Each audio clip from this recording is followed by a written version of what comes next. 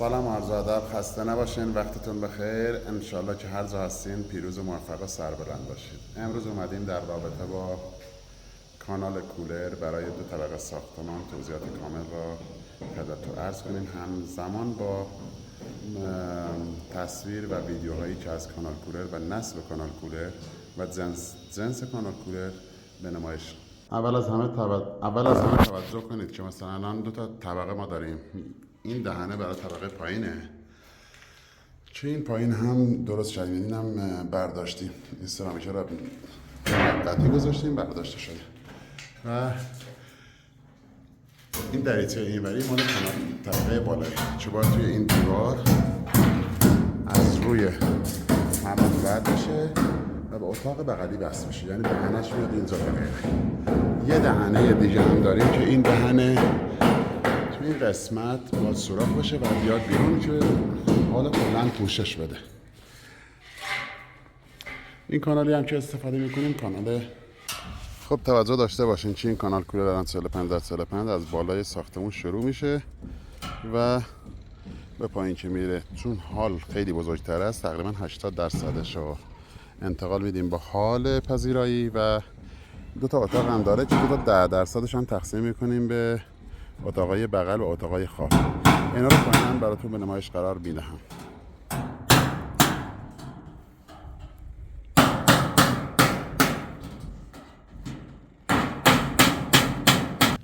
این 2 تا میلجردی هم که بسته میشن اینجا برای مهار کانالن که از روی پشت تمام توسط سقف کانال مهار کنن. جناب آقای قاسمی خسته نباشین، وقتتون بخیر. درباره کانال کولری که الان واسه کنید طبقه 1 و طبقه 2 یه توضیحات کاملی بده، استوری جریانشو، این مهارت استوری زیوبین میجردل استوری و شرایط کاری تو که الان چجوری 45 درجه به چه دلیل اصلا بهش دی. به نام خدا، عرض خسته نباشید. امید قاسمی هم کانال ساز. کانال ورودی ساختمون داریم، کانال کولره با ورق گالوانیزی ساخته شده، جنسش ضد زنگ و قایقه.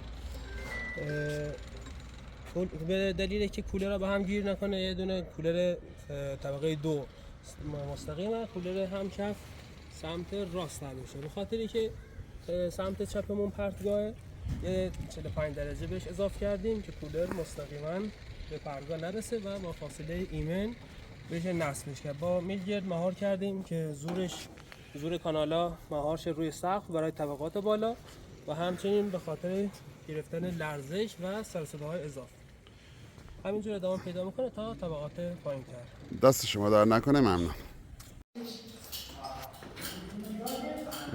پایین که گفتیم هر اتاقی تقریبا 10%ش باد کولر رو میاره و این هم که گفتیم برای کانال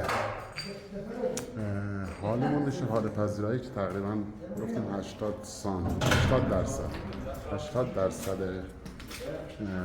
کانال کولرمون به این حال بست. درست. حالا میمونه فقط این کانال هم برای این اتاق دیگه که این هم تقریبا 10% از باد کولر را میاره. پس شد 10%، اتاق پشتی هم شد 10% و حال پذیراییمون شد 80. توجه کنید داخل کانال هم نگاه کنید.